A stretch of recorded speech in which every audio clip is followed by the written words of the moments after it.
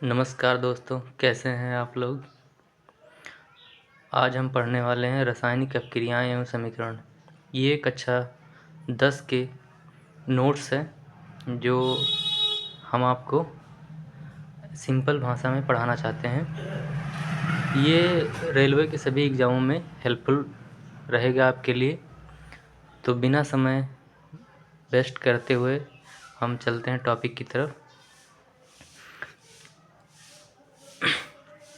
Topic हमारा है रासायनिक अपक्रियाएं एवं समीकरण। ऐसे परिवर्तन जिनमें नए गुणों वाले पदार्थों का निर्माण होता है उसे रासायनिक अपक्रिया कहते हैं। अगला पॉइंट है, ऐसे पदार्थ जो किसी रासायनिक अपक्रिया में हिस्सा लेते हैं अपकारक कहलाते हैं। अगला पॉइंट है, ऐसे पदार्थ जिनका निर्माण रासायनिक अपक्रिया में होता है उन्हें उत्पाद कहते हैं। जैसे उदाहरण है भोजन का पचना, श्वसन एवं लोहे पर जंग लगना। चौथा है मैग्नीशियम फीते का जलना। पांचवा है दही का जमना। आगे चलते हैं, देखते हैं रासायनिक अपक्रिया के लक्षण कौन कौन से हैं। तो रासायनिक अपक्रिया के लक्षण आप जान सकते हैं कि इससे अवस्था परिवर्तन हो रहा है, रंग में परिवर्तन हो रहा है, तापमान में परिवर्तन हो रहा है। इससे आपको यह पता चलेगा कि यहाँ पर रासायनिक अपक्रियाएँ हुई हैं। तो आगे चलते हैं, देखते हैं रासायनिक परिवर्तन को प्रदर्शित करना कैसे प्रदर्शित किया जाता है। तो देखते हैं समीकरण के माध्यम से। शब्द समीकरण कैसा होता है, पहले जिंक प्लस सल्फ्यूरिक एसिड से बना है जिंक सल्फेट प्लस हाइड्रोजन, ये उत्पाद आपका बन चुका है। आगे है, आगे जो आपकी रासायनिक समीकरण है, मतलब इनको डिनोट करके बनाया गया है zinc plus H2SO4 plus ZnSO4 plus H2, जो आपका बन चुका है जिंक सल्फेट प्लस हाइड्रोजन। आगे देखते हैं हम रासायनिक समीकरण क्या है। रासायनिक अपक्रिया रासायनिक समीकरण द्वारा निरूपित की जाती है। रासायनिक समीकरण में तत्वों के प्रतीक या अभिकारक और उत्पादों के रासायनिक सूत्र उनकी भौतिक अवस्था के साथ लिखे जाते हैं। अगला है, रासायनिक अपक्रिया में आवश्यक परिस्थितियाँ जैसे ताप, दाब, उत्प्रेरक आदि को तीर के निशान के ऊपर या नीचे दर्शाया जाता है। ये एग्जाम में पूछ सकता है। आगे चलते हैं, रासायनिक अपक्रिया को संतुलित करना। द्रव्यमान संरक्षण नियम। किसी भी रासायनिक अपक्रिया में द्रव्यमान का ना तो निर्माण होता है ना ही विनाश होता है। अगला है, रासायनिक अपक्रिया के पहले अपकारक एवं उसके पश्चात उत्पाद प्रत्येक तत्व के परमाणु की संख्या समान होनी चाहिए। अगला है चरणबद्ध संतुलन करना कैसे संतुलित किया जाता है। तो चरण नंबर फर्स्ट है, चरण नंबर फर्स्ट में क्या कहता है कि रासायनिक समीकरण लिखकर प्रत्येक सूत्र के चारों ओर बॉक्स बना लीजिए। जैसे Fe हो गया आयरन, H2O ये जल का हो गया, ये मिश्रण करके बनाते हैं Fe2O3 प्लस हाइड्रोजन गैस निकलती है। संतुलित करते समय बॉक्स के अंदर कुछ भी परिवर्तन नहीं कीजिए। ठीक है। अगला चरण है, समीकरण में उपस्थित विभिन्न तत्वों के परमाणुओं की संख्या नोट कीजिए। क्या है यहाँ पे लिखा हुआ है, अभिकारकों में परमाणु की संख्या LHS बराबर उत्पादों में परमाणु की संख्या दोनों बराबर होनी चाहिए। यहाँ पे Fe का 1 परमाणु है जबकि उत्पाद में 3 परमाणु है, और हाइड्रोजन का 2 परमाणु है जबकि उत्पाद में 2 परमाणु है। तो हाइड्रोजन तो बैलेंस है लेकिन Fe का बैलेंस नहीं। यहाँ ऑक्सीजन जो है, ऑक्सीजन का 1 परमाणु है जबकि उत्पाद में क्या है 4 परमाणु। तो इसको संतुलित करने के लिए चरण 3 देखना पड़ेगा। सबसे अधिक परमाणु वाले तत्व को अभिकारक या उत्पाद की साइड अनुचित गुणांक लगाकर संतुलित कीजिए। तो चलते हैं, देखते हैं। Fe यहाँ पे +4 H2O करके Fe3O4 प्लस H2 बनाया गया है।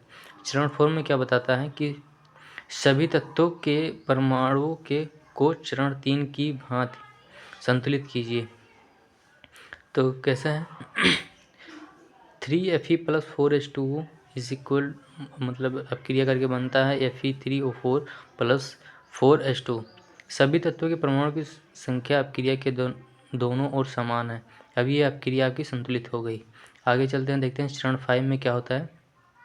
अभिकारकों एवं उत्पादकों की भौतिक अवस्थाएं लिखना। जैसे ठोस को S से लिखते हैं और द्रव को I से लिखते हैं। लिक्विड अवस्था, गैसीय अवस्था को G से लिखते हैं। जलीय विलयन को AQ से लिखते हैं। यहाँ पर है 3FeS, ये आपका ठोस है। 4H2O ये आपका गैस है। अब क्रिया में बना Fe2O3, ये ठोस आपका बना, प्लस 4H2 ये गैस आपका निकल चुका है। हाइड्रोजन की कुछ आवश्यक परिस्थितियाँ जैसे ताप, दाब एवं उत्प्रेरक आदि को भी तीर के निशान के ऊपर या नीचे लिखते हैं। आगे चलते हैं। रासायनिक अपक्रिया के प्रकार। रासायनिक अपक्रिया के कितने प्रकार हैं पहले देखते हैं।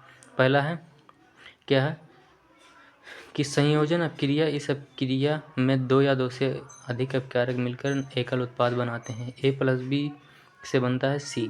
तो क्या है उदाहरण, कोयले का दहन, ये क्या है संयोजन अपक्रिया है। इससे कार्बन प्लस O2 से मिलकर CO2 बनता है। जल का निर्माण कैसे, 2H2O plus O2 plus 2H2O बन गया, लिक्विड बन गया। जैसे बिना बुझा हुआ चूना CaO, calcium oxide plus H2O से बन गया कैल्शियम हाइड्रोक्साइड, लिक्विड बुझा हुआ चूना बनता है आपका। ऊष्माक्षेपी अपक्रिया किसे कहते हैं, ये भी देख लेते हैं हम आप। जिन अपक्रियाओं में उत्पाद के निर्माण के साथ साथ ऊष्मा भी उत्सर्जित होती है उसे ऊष्माक्षेपी अपक्रिया कहते हैं। जैसे प्राकृतिक गैस का दहन, जैसे मीथेन है, CH4 प्लस O2 से अपक्रिया करके क्या बनता है, CO2 कार्बन डाइऑक्साइड बनता है प्लस 2H2O गैस बनता है, प्लस ऊष्मा निकलती है। तो ऊष्मा निकली तो ऊष्माक्षेपी अपक्रिया हो गई।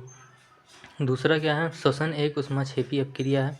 श्वसन में क्या होता है, C6H12O6 AQ plus 6O2 gas से बन के क्या बनता है, 6CO2 AQ plus 6H2O plus ऊष्मा निकलती है। ठीक है। अब वियोजन अपक्रिया क्या होती है। वियोजन अपक्रिया में कोई एक मतलब पदार्थ होता है, उससे दो अपकारक टूट के बनते हैं, उत्पाद बनते हैं। इस अपक्रिया में एकल अपकारक टूटकर दो या दो से अधिक उत्पाद बनाते हैं। जैसे ये एक आपका अपकारक हो गया, टूट के दो उत्पाद बनाएगा। ऊष्मीय वियोजन। ऊष्मीय वियोजन क्या है, ऊष्मा द्वारा किया गया वियोजन ऊष्मीय वियोजन कहलाता है। आगे देखते हैं इसके समीकरण। उदाहरण क्या है, 2FeSO4 ऊष्मा दिया गया तो Fe2O3 सॉलिड बन के plus SO2 gas plus SO3 gas बन गया। फेरिक ऑक्साइड इसे बोलते हैं भूरा लाल रंग, क्या ये हरा रंग है। नेक्स्ट है कैल्शियम, क्या है चूना पत्थर, calcium carbide, calcium carbonate sorry, क्रिया करके क्या बनता है कि बिना बुझा हुआ चूना बनता है प्लस कार्बन डाइऑक्साइड बनता है। अगला है विद्युत नियोजन। विद्युत वियोजन क्या है, विद्युत धारा प्रवाहित कर होने वाला वियोजन विद्युत वियोजन करता है। उदाहरण के लिए क्या, H2H2O लिक्विड है, विद्युत धारा प्रवाहित करने पर 2H2 प्लस O2 गैस निकलती है। ठीक है। जैसे ये एक प्रणाली है, इसमें दिखाया गया है, क्या दिखाया, 6 वोल्ट की बैटरी अगर लगा दी जाए इसमें, ठीक, तो यहाँ से ऑक्सीजन और ये आपका पानी, ये हाइड्रोजन आपका निकल चुका है। ठीक है। यहाँ पे एनोड, ये स्विच यहाँ पे लगा दी जाए तो ये अपक्रिया आपकी बनती है। आगे देखते हैं प्रकाशीय वियोजन। सूर्य के प्रकाश की उपस्थिति में होने वाला वियोजन।